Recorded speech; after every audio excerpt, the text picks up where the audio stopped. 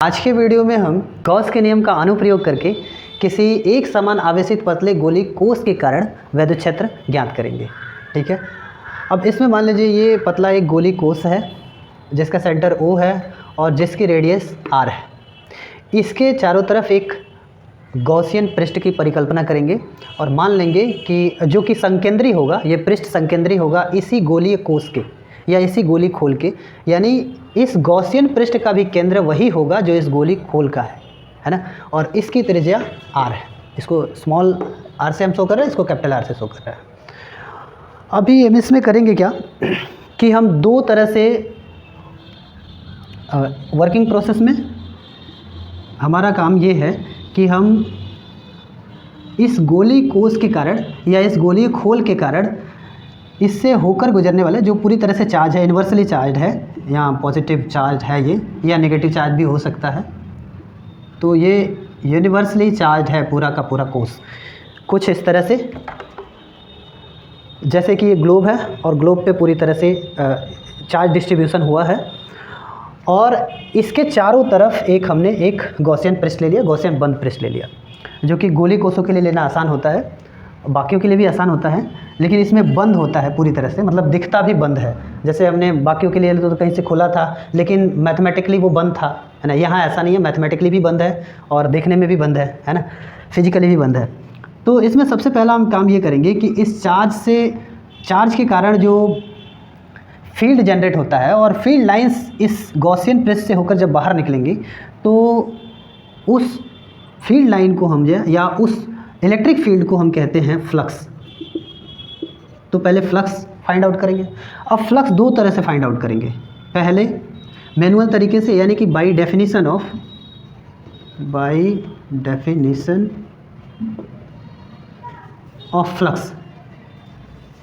Flux के definition द्वारा find out करेंगे।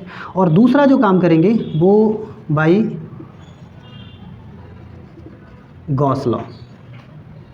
गॉस के लॉ द्वारा फाइंड आउट करेंगे। और इन दोनों को एक दूसरे के इक्वल बता देंगे, क्योंकि जब कोष एक ही है, पृष्ठ एक ही है, तो चाहे आप जिस भी मेथड से फ्लक्स फाइंड आउट करें, फ्लक्स तो दोनों के इक्वल होंगे। तो दोनों को इक्वल दिखा देंगे और इक्वल दिखाने के बाद से कुछ क्वांटिटी ऐसे होंगे जो एक दूसरे से कैंसिल होंगे और अंततः हमें जो है इस पृष्ठ से कुछ दूरी पर स्थित किसी गोली पृष्ठ पर किसी भी बिंदु पर कितना इलेक्ट्रिक फील्ड होगा ये फाइंड आउट कर पाएंगे हम। तो हमारा काम ये है और इसमें हम दूसरा ये करेंगे, पहला काम तो ये कर लेंगे, दोनों इलेक्ट्रिक फील्ड फाइंड आउट कर लेंगे, और दूसरा काम ये कर लेंगे, गॉस जो थ्योरम में जो आवेश यूज हो रहा है इस पे पूरे जितना भी चार्ज है, चार्ज टोटल चार्ज ना लेकर के उस चार्ज को रो इनटू एरिया के बराबर दिखा लेंगे। ठीक है, और उसको रिप्लेस कर देंगे उस चार्ज को।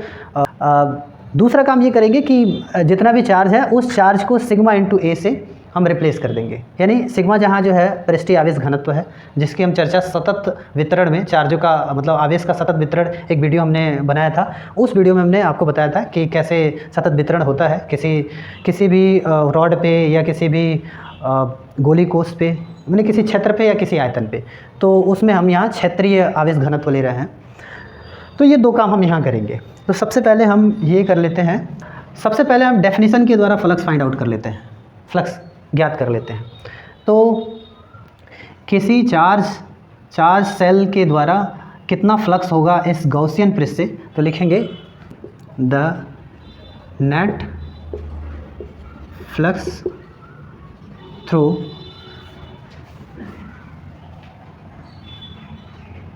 To Gaussian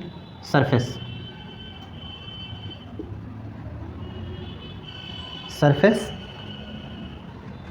is equal to E into A लिखते हैं, इलेक्ट्रिक फील्ड इंटू एरिया। अभी यहाँ जो गॉसियन पृष्ठ हमने लिया हुआ है ये एक गोलीय कोष है, इसी की तरह, इसी के सिमिलर है। तो इसका जो एरिया होगा, गोलीय कोष का एरिया या पृष्ठीय क्षेत्रफल जो होता है वो होता है 4πr², क्योंकि इसकी त्रिज्या जो है इसके सापेक्ष r है, तो यहाँ हम 4πr² यूज करेंगे। तो ये हो गया फ्लक्स के डेफिनेशन के द्वारा फाइंड आउट किया हमने फ्लक्स यहाँ, है ना। अभी हम फ्लक्स फाइंड आउट करेंगे गॉसियस लॉ से। ठीक है, तो लिखेंगे गॉस लॉ, लिखेंगे according to Gauss law, according to Gauss law net flux यहाँ होगा Q by epsilon not. Gauss law का नियम ये कहता है, लेकिन लिखेंगे but Q is equal to sigma into A. लेकिन हम ये जानते हैं कि यहाँ जो इस पृष्ठ पर टोटल जो चार्ज है, उस पृष्ठ का टोटल चार्ज उसके आवेश घनत्व और उसके इस पृष्ठ के कुल क्षेत्रफल के गुणनफल के बराबर होता है। अब इसका क्षेत्रफल कितना होगा, तो सिग्मा, ये एक गोली कोश है तो इसका क्षेत्रफल हो जाएगा 4 पाई आर स्क्वायर। अब चूँकि इसकी त्रिज्या r है तो यहाँ हम आर स्क्वायर लिख लेंगे, ठीक है। अब इस वैल्यू को हम इस इक्वेशन में, इसको मान लीजिए 1 और इसको इस इक्वेशन को 2 मान लीजिए, है ना। और लिखिए on putting value of Q into equation 2 we get, मतलब Q का मान समीकरण 2 में रखने पर हमें प्राप्त होता है। तो फाई इज इक्वल टू होगा sigma into 4 pi r square और बाई एप्सिलॉन नॉट। अभी इसको इक्वेशन हम 3 मान लेते हैं। और अभी हमने शुरू में ही आपको बताया कि हम 2 विधियों से फ्लक्स फाइंड आउट करेंगे, एक फ्लक्स के डेफिनेशन से और एक गॉस लॉ से। तो गॉस लॉ से जो फ्लक्स है वो इतना हो रहा है, फ्लक्स का वैल्यू, और डेफिनेशन, फ्लक्स के डेफिनेशन से फ्लक्स इतना हो रहा है। तो इस तरह से ये दोनों ही फ्लक्स एक ही है, क्योंकि वो एक ही गॉसियन पृष्ठ से होकर गुजरने वाले फ्लक्स को हमने कैलकुलेट किया है। भले ही विधियाँ 2 प्रयोग की हैं हमने यहाँ। तो लिखेंगे by equation 1 and 3 we have, equation 1 और 2 से हम कंपेयर करते हैं तो ये दोनों इक्वल हो जाएंगे। E into 4 pi r square is equal to sigma into 4 pi r square by epsilon naught. अभी पाई 4 पाई से 4 पाई कैंसिल हो जाएगा, ठीक है। और E को हम यहाँ रहने देंगे और बाकी सभी पदों को पक्षांतर करेंगे। यहाँ आर स्क्वायर बस बच रहा है, आर स्क्वायर को पक्षांतर कर लेते हैं। तो rho into R square by epsilon into R square, ये हो जाएगा इस गोली कोश के कारण इस पृष्ठ के किसी भी बिंदु पर इलेक्ट्रिक फील्ड, किसी भी बिंदु पर इलेक्ट्रिक फील्ड इतने के इक्वल होगा। तो ये हमने इस गोली कोश के कारण इसके बाहर किसी भी बिंदु पर, जो कि इसके सेंटर से, इस गोली कोश के सेंटर से r दूरी पर स्थित किसी बिंदु पर P पर कितना इलेक्ट्रिक फील्ड का वैल्यू होगा, वो इलेक्ट्रिक फील्ड का वैल्यू हमने फाइंड आउट कर लिया हुआ है। अभी हम ये भी तो कर सकते हैं कि इस गोली कोश के अंदर कितना फील्ड होगा वो फाइंड आउट कर लें, अंदर का फील्ड। तो अंदर का फील्ड चूँकि शून्य होता है, क्योंकि ये जो गॉसियन पृष्ठ हमने लिया है इसके अंदर कोई चार्ज ही नहीं है। और हम यहाँ कर क्या रहे हैं, किसी गॉसियन पृष्ठ के अंदर परिबद्ध जितना चार्ज है उस चार्ज के द्वारा इस गॉसियन पृष्ठ पर टोटल इलेक्ट्रिक फील्ड, या फिर यूँ कह लीजिए कि किसी भी पॉइंट पर इलेक्ट्रिक फील्ड हम फाइंड आउट कर रहे हैं। लेकिन यहाँ ये जो गॉसियन पृष्ठ हम इसके अंदर परिकल्पना कर रहे हैं, इस गोली कोश के अंदर फील्ड की परिकल्पना कर रहे हैं, तो ये गॉसियन पृष्ठ किसी भी कोश से या किसी भी ऐसे कोश से परिबद्ध नहीं है, या किसी भी ऐसे कोश को अंदर अपने नहीं लिया हुआ है जिसके अंदर चार्ज हो। इसके अंदर चार्ज शून्य है, तो इससे इसके किसी भी पॉइंट पर इलेक्ट्रिक फील्ड क्या होगा, शून्य होगा।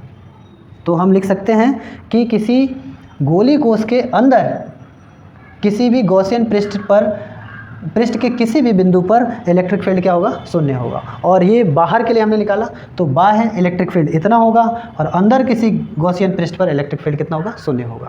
तो ये हो गया बाह्य के लिए, ये एक्सटर्नल के लिए हो गया, external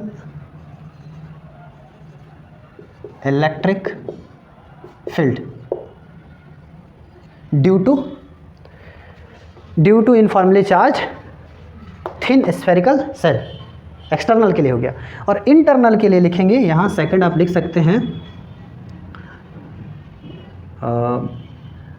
internal गॉसियस, internal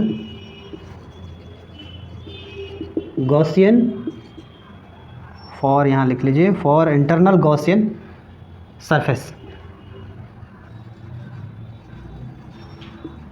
internal Gaussian surface के लिए E इज इक्वल टू कितना होगा, 0 होगा, क्योंकि आप ये देख रहे हैं कि ये गॉसियन पृष्ठ, जो अंदर का गॉसियन पृष्ठ है, इसके अंदर कोई चार्ज नहीं है, चार्ज 0 है, और चार्ज जब 0 है तो फिर इलेक्ट्रिक फील्ड भी क्या होगा, 0 होगा।